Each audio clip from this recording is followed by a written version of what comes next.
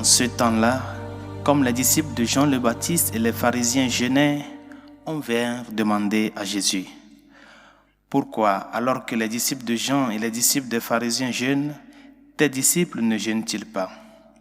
Jésus leur dit: les invités de la noce pourraient-ils jeûner pendant que l'époux est avec eux? Tant qu'ils ont l'époux avec eux, ils ne peuvent pas jeûner. Mais des jours viendront où l'époux leur sera enlevé. Alors ce jour-là, ils jeûneront. Personne ne raccommode un vieux vêtement avec une pièce d'étoffe neuve. Autrement, le morceau neuf ajouté tire sur le vieux tissu et la déchirure s'agrandit.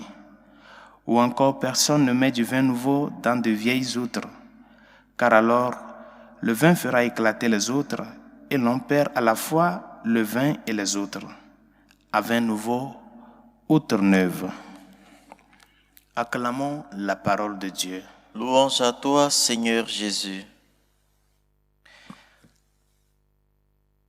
Nous dirons que c'est une providence que l'évangile de ce jour continue dans la logique de l'évangile d'hier, dimanche, qui est dans le contexte sponsal, le contexte matrimonial.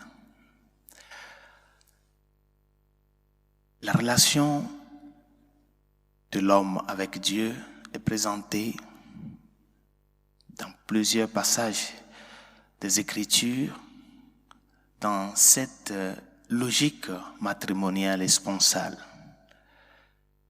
Mais particulièrement dans les évangiles, cette réalité sponsale est juste présentée d'une forme unilatérale.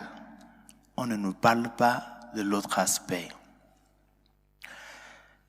C'est la réalité, par exemple, de l'évangile d'hier qui nous parle des noces de Cana. Et dans cet évangile, on nous mentionne bien l'époux.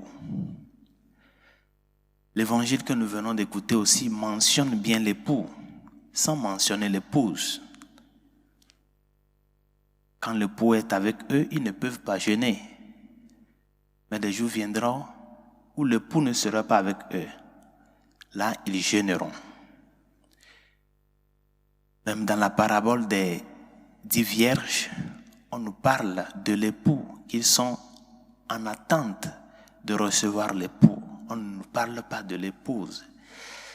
C'est-à-dire, c'est une présentation faite unilatéralement, mais toujours dans le dynamisme sponsal.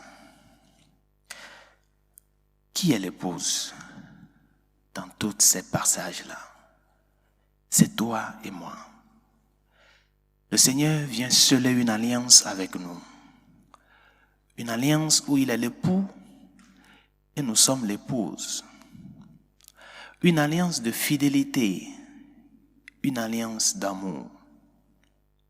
Et cette fidélité, cet amour n'est pas exempte du sacrifice de la croix. Par conséquent, nous avons besoin de pouvoir parvenir à une maturité à tel point que quand viennent les difficultés et la croix, dans cette alliance-là, que nous puissions tenir. Que les flots et les tornades de la vie ne nous amènent pas à rompre l'alliance-là. Et c'est ce que le Seigneur vient nous enseigner une fois encore aujourd'hui. Suivre le Christ implique une vie de radicalité, un choix radical, où nous sommes derrière lui, ou nous ne sommes pas derrière lui. Nous ne pouvons pas être avec le Seigneur et continuer avec la réalité de notre vie passée. Celui qui met la main à la charrure et regarde en arrière n'est pas digne de moi, nous dit-il. Mes chers amis, la vie chrétienne, c'est ça, le choix, mais un choix qui se donne dans le sacrifice. Il est important que nous n'oublions pas que l'époux est avec nous.